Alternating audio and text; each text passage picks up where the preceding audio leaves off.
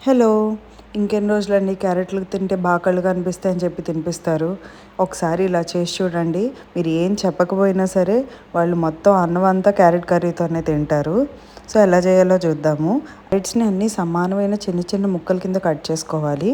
ఒక 4 ఉల్లిపాయల్లోకి 2 పచ్చిమిరకాయలేసుకొని పేస్టు, అల్లం వెల్లుల్లి పేస్టు ఇప్పుడు చూపించిన మసాలా సరుకులన్నిటిని ఇట్లా తీసుకుని వాటిని పౌడర్ చేసుకోవాలి. అంతే, వీటితోనే కర్రీ అయిపోతుంది.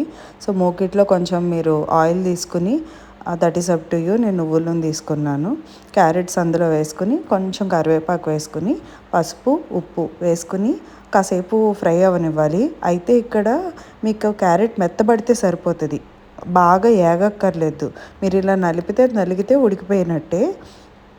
దాంట్లోకి మీరు ఇందాక చేసుకున్న ఉల్లిపాయ ముద్దను అల్లం వెల్లుల్లి ముద్ద వేసేసుకుంటే సరిపోతుంది.